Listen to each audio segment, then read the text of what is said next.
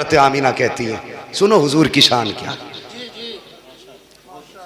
हुजूर की शान क्या। हज़रत आमीना तीसरा महीना गुजरा, चौथा महीना गुजरा, पांचवा महीना गुजर गया। फरमाती जैसे जैसे दिन गुजरते जाते थे वैसे वैसे मेरी किस्मत के ताले खुलते जाते थे। वाह बेशक, बोलो यार सुभान अल्लाह। सुभान अल्लाह। अब नहीं बोलोगे तो कब्रिस्तान जाके बोलोगे सुभान अल्लाह, सुभान। जैसे जैसे दिन गुजरते जाते थे मेरी किस्मत के ताले खुलते जाते थे। फरमाती हैं 5 महीने गुजर गए, हर महीने कोई ना कोई नबी आता रहा और मुबारकबाद देता रहा। अगर सुन्नी मुबारकबाद दे तो तेरे पेट में दर्द होता है, नबी मुबारकबाद दे तो तेरी नानी मर जाती है? क्यों कलेजे फटते हैं तुम्हारे? हजरत आमीना कहती हैं, अगर हजरत आला हजरत की हम बात करें तो कहते हैं जी वो तो बरेली वाले हैं, उन्होंने तो इश्क में कर दिया। चलो इन्होंने इश्क में किया, नबी की अम्मी तो सच्ची कह रही हैं। अगर मेरी आप ना मानेंगे तो कुछ नहीं जाता आपका, और नबी की अम्मी की अगर नहीं मानी तो कुछ नहीं रहता आपके पास फिर। बेशक, ये याद रखना। बेशक, अगर उनकी नहीं मानोगे तो बचेगा ही कुछ नहीं। बेशक। बात नबी की अम्मी की है। फरमाती है 5 महीने गुजर गए, हर महीने कोई ना कोई नबी आता रहा, मुझे मुबारकबाद देता रहा। 5 महीने के अरसा गुजरने के बाद एक दिन हजरत अब्दुल मुत्तलिब काबे में तवाफ कर रहे हैं। अरब का दस्तूर ये था, किसी का शोहर इंतकाल कर जाता तो 1 साल तक औरत सोग मनाया करती थी। कितना? 1 साल। याद कर लो बच्चों, कितना? 1 साल। 1 साल तक सोग मनाया करती थी। सोग में क्या था? खुशबू नहीं लगानी है, बन सवर के नहीं निकलना है, नए कपड़े नहीं पहनने हैं, साफ सुथरा नहीं होके निकलना है। ये सारी चीजें सोग में शामिल थी। तो ये वहां का दस्तूर था। हजरत अब्दुल मुत्तलिब काबे का तवाफ कर रहे हैं, कुछ सरदार इकट्ठा हुए, हरम शरीफ में आए, कहने लगे अब्दुल मुत्तलिब का जी का काबे के मुतवल्ली हो बेशक, ख़ानदान कुरैश के सरदार भी हो बेशक, का एक बात है। कहा क्या? क्या बताइए, हमारे अरब का ये दस्तूर है कि नहीं? का कौन सा? कि हमारे यहाँ किसी औरत का शोहर इंतकाल कर जाए 1 साल तक सोग मनाती है औरत। कहा हाँ है। का फिर आमीना अपने शोहर का सोग क्यों नहीं मना रही हैं? इतना सुनना था अब्दुल मुत्तलिब की आंखें सुर्ख हो गई, चेहरा जर्द, बदन सर्द हो गया, गर्दन झुकी। कहने लगे क्या कह रहे हो? कहा हम नहीं कह रहे, पूरे मक्के की औरतें कह रही हैं। कहा ऐसी कौन सी चीज़ तुमने आमीना में देखी है जो मेरी आमीना सोग नहीं मना रही हो? कहने लगी मक्के की औरतें कह रही हैं कि आमीना वो इत्र लगा के जाती है जो मक्के के बड़े बड़े सरदार घरानों में इत्र नहीं मिलेगा, ऐसा इत्र आमीना लगा के गलियों से गुजरती है। इतना सुनना था। अब्दुल मुत्तलिब आए हैं हरम शरीफ से, अपने दरवाजे पे आपकी ज़ौजा हजरत फातिमा ने शोहर को आते देखा, गर्दन झुकी है। कहते हैं सरताज आज चेहरा उतरा है, बात क्या है? अब्दुल मुत्तलिब कहते हैं फातिमा आज आमीना की वजह से मैं शर्मिंदा हो गया हूँ। कहा सरताज बात क्या है? कहने लगे जाओ आमीना से जाकर के पूछो इसने मेरे अब्दुल्ला का सोग मनाना क्यों छोड़ दिया है, ये इत्र क्यों लगा रही है, खुशबू क्यों लगा के जा रही है। इतना सुनना था। हजरत फातिमा नबी की दादी ने यूं हाथ जोड़े, कहने लगी अब्दुल मुत्तलिब मेरी औकात नहीं है मैं आमीना से जाके सवाल कर सकूं। कहा किस लिए? कहा कुछ दिन पहले यही ख्याल मेरे दिल में आया था, मैं गई थी पूछने के लिए और मैंने जाके सिर्फ लफ्ज़ आमीना कहा था, अगली बात तक नहीं कही थी। एक नूर उसकी पेशानी से निकला, मेरी पेशानी से टच हुआ, मैं बेहोश होकर जमीन पे गिर गई थी। कहा मुझ में औकात नहीं है मैं उससे जाकर ये बात पूछ सकूं। अब्दुल मुत्तलिब खुद क्यों नहीं पूछ लेते? कहते हैं मैं मर्द हूं, तुम जाके खुद पूछो। कहा फिर ऐसा करो दोनों साथ चलते हैं। अब जरा गौर करना, हजरत अब्दुल मुत्तलिब आ रहे हैं, साथ में आपकी ज़ौजा हजरत फातिमा नबी की दादी आ रही है। जैसी आई है नबी की अम्मी अपने घर के अंदर है, देखा ससुर आ रहे हैं, अपनी जगह से उठ के खड़ी हो जाती है। अल्लाह अकबर, ये अदब था ससुर का, एक कोने में सिमट के खड़ी हो गई। ससुर आए हैं, सलाम किया। आज घरों के हालात आप देखिए, आज ससुर बहुओं को फ्रेंड बोल रहे हैं कि ये तो मेरी दोस्त है, ये मेरी फ्रेंड है। वाखिर जालिम, तुझे हया तक नहीं आई, तेरी जबान कैसे चल जाती है? बेटी को फ्रेंड बोल रहा है, गले में हाथ डाल के दोस्ती का दावा कर रहा है। आओ बहुओं तुम भी हया सीखो, नबी की अम्मी से अदब सीखो। जैसी ससुर घर में आए हैं, उठ के खड़ी हो जाती है, सिमट के कोने में आ गई। बाबा आ गए हैं, जैसी आए हैं, आने के बाद कहते हैं अब्दुल मुत्तलिब, फातिमा का जी का इस आमीना से पूछो इसने मेरे बेटे का सोग मनाना क्यों छोड़ दिया है। अल्लाह अकबर, पूछना तो चाहते थे लेकिन सहारा हजरत फातिमा का था बीच में। इतना सुना हजरत आमीना की चीख निकल जाती है, रो के कहती है अब्बा क्या कह रहे हो, क्या मैंने अब्दुल्ला का सोग मनाना छोड़ दिया है। कहते हाँ बेटी बता तो सही, क्या तुझे मेरे बेटे की जुदाई का दर्द नहीं है। इतना सुनना था, चीख निकली सैयदा आमीना की, रो के कहती है अब्बा आज तुमने मेरी दुखती रग पे हाथ रख दिया है, कौन समझ सकता है मेरे दर्द को। जब से अब्दुल्ला गए हैं मेरी जिंदगी उजड़ गई है, जब से अब्दुल्ला गए हैं मेरी खुशियां रूठ गई हैं, जब से अब्दुल्ला गए हैं मैंने खाना पेट भर के नहीं खाया है, जब से अब्दुल्ला से जुदाई हुई है चैन से सोई तक नहीं हूं। अल्लाह अकबर, ये आलम था का बेटी अगर सोग मना रही हो तो बताओ खुशबू क्यों लगाती हो। इतना सुनना था, कहती बाबा एक राज था मेरे सीने में, एक दर्द था मेरे सीने में, मैं चाहती थी ये राज किसी से बयान ना करूं, ये राज किसी से ना बताऊं। का बेटी कौन सा राज। का अब्बा जी आज आपने पूछ लिया है, आपकी नाराजगी के डर से बताना पड़ रहा है। बाबा मैंने कोई खुशबू नहीं लगाई है, कोई इत्र नहीं लगाया है, आपके बेटे का सोग मनाना नहीं छोड़ा है। का बेटी अगर इत्र नहीं लगाया है तो तेरे बदन से ये खुशबू के झोंके क्यों आ रहे हैं, जिधर से तू गुजरती है वो औरतें तेरे तस्करे क्यों कर रही हैं। तब हज़रत आमीना ने कहा था अब्बा जी सच्चाई ये है कि मैंने इत्र नहीं लगाया है, खुशबू नहीं लगाई है, बल्कि जब से आपके बेटे अब्दुल्ला की अमानत मेरे शिकम में आई है, मैं जिन गलियों से गुजरती हूँ वो गलियां भी खुशबू से महक जाया कर। सुभान अल्लाह, नारे तकबीर, नारे रिसालत, नारे रिसालत, फैजाने आला हजरत, फैजाने सलामी, जश्न ईद मिलादुन नबी, आमदे मुस्तफ़ा, अज़मते मुस्तफ़ा कॉन्फ्रेंस। सुभान अल्लाह, क्या बात है भाई 1 घंटा पूरा हो चुका भाई, फरमाइशें इंशाअल्लाह कभी पूरी कर लेंगे। हुजूर का जिक्र ही ऐसा, इससे दिल कब भर सकता है। जी बेशक। हाँ बस हुक्म हजरत का थोड़ी देर और मैं आप लोगों की मोहब्बतों को निभाते हुए कुछ देर कोशिश करता हूँ आगे बढ़ जाऊँ। तैयार हैं? अल्लाह सलामत रखे। उन्हीं लोगों ने हाथ उठाए जिन्होंने आगे बढ़ाने नहीं कहा था। सब लोग हाथ उठाएं जो चाहते हैं और सुनना, जो सुनना चाहते हैं माशाअल्लाह जरा कहते सब या रसूल अल्लाह, या रसूल अल्लाह। अल्लाह सलामत रखे। अब आमीन। गौर करें, जब इतनी बात कही हजरत अब्दुल्ला का कलेजा, हजरत अब्दुल मुत्तलिब का कलेजा ठंडा हुआ। कहने लगी बेटी अल्लाह ने मेरी दुआ कबूल कर ली है। कौन सी? का मैंने एक दिन काबे का गिलाफ पकड़ के दुआ मांगी थी, लगता है वही बरकतों वाला बच्चा आ रहा है। अल्लाह अकबर।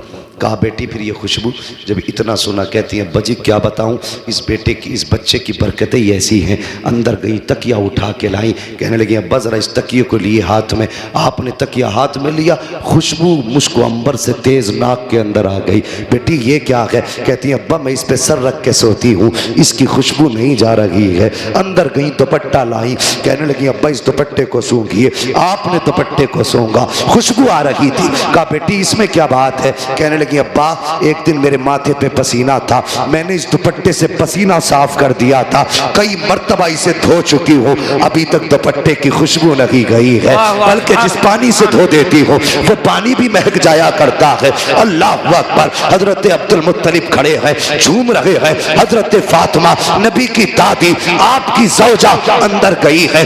दीवार कच्ची मिट्टी की थी, मिट्टी छुटा के लाई, कहने लगी मेरे सरताज जरा इस मिट्टी को सूंघिए। आपने मिट्टी को सूंघा, कहने लगी इसमें से बड़ी तेज खुशबू है। फरमाती है सुनिए, कल आमीना इस दीवार पे हाथ रख के खड़ी थी, अब तक खुशबू आ रही है।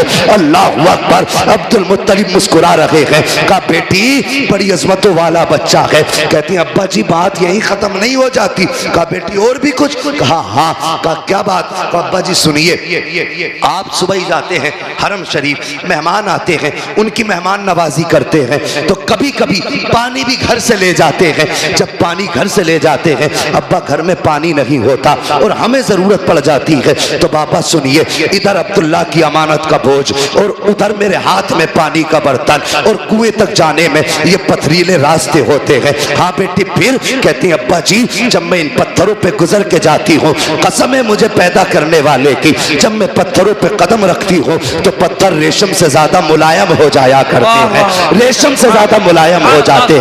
कहा बेटी और, कहा अब्बा और सुनना चाहते हो तो सुनो। कहती अब्बा जी, मक्के की सारी औरतें ढोल रस्सी लेके जाती है, लेकिन आमीना खाली हाथ जाया करती है, सिर्फ पानी का बर्तन लेके जाती है। कहा बेटी पानी कैसे लाती हो? कहा अब्बा जी सुनिए, जब मैं कुएं के किनारे पे जाती हूँ, नीचे को झांकती हूँ, पानी बोलता हुआ किनारे के ऊपर आ जाया करता है। और अब्बा जी औरतें कहती हैं कि आमीना ठहर जा, जब तक तू यहाँ रुकी रहेगी ये पानी भी किनारे तक रहेगा। कहा अब्बा मैं रुकी रहती हूँ, पानी भी किनारे पे रुका रहता है। मक्के की औरतें पानी भरती है, वापस आ जाती है। कहा जब तक मैं रहती हूँ पानी भी ऊपर रहता है। अब्बा सब औरतें आ जाती हैं, सारी लड़कियां आ जाती हैं, मैं सबके पीछे आया करती हूँ। कहा फिर, कहा अब्बा जी जब आती हूँ कभी ऐसा होता है कि पेड़ सजदे में गिर जाते हैं, और कभी ऐसा होता है कि पत्थर बोलने लगते हैं, कभी छोटे छोटे तरीके बोलने लगते हैं, कंकर भी बोलते हैं, अब्बा जी घास के तिनके भी बोलते हैं।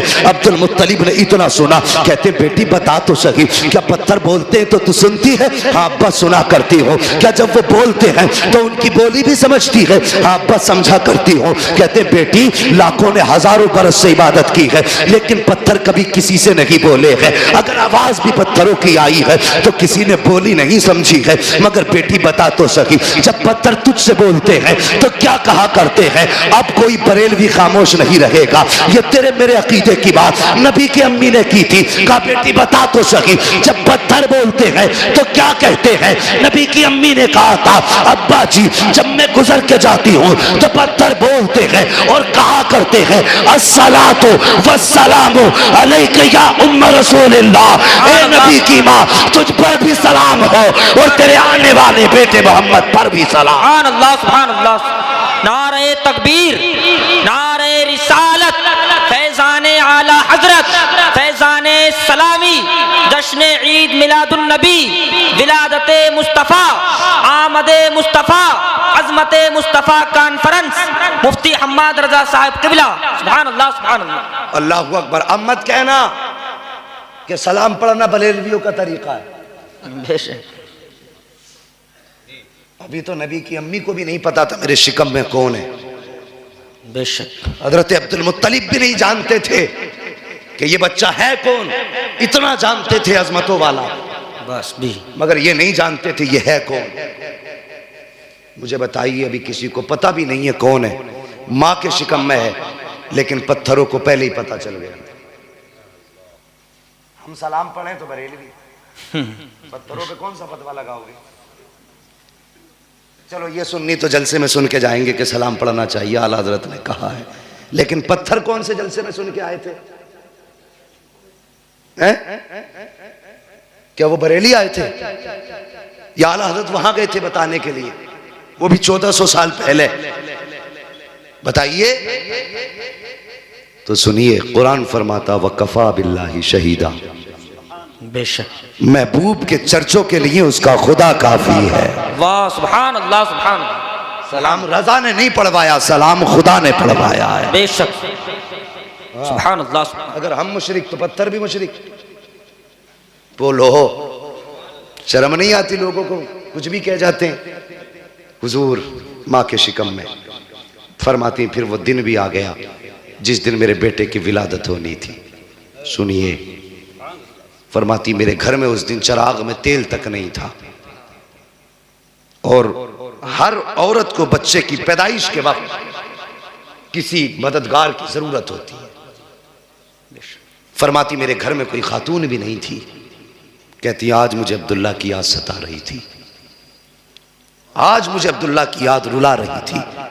मेरे दिल में ख्याल आया काश आज मेरे अब्दुल्ला होते, मेरे घर में चिराग भी जलता, मक्के के खानदान कुरैश की कुछ औरतें भी मेरे पास होती। फरमाती इतना ख्याल का आना था, मेरी आंख का भी पहला आंसू का कतरा बहा था। फरमाती फशक्कल जिदार, अचानक मेरे घर की दीवार फटी। फदखला सलासुन निस्बा, 3 औरतें दाखिल हुई। उनके कद इतने बड़े थे जैसे खजूर के दरख्त लंबे होते हैं, चेहरे चांद से ज्यादा रोशन थे।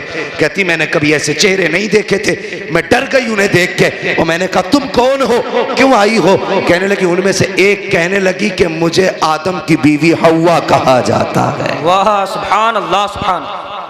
दूसरी कहने लगी मुझे ईसा की मां मरियम कहा जाता है।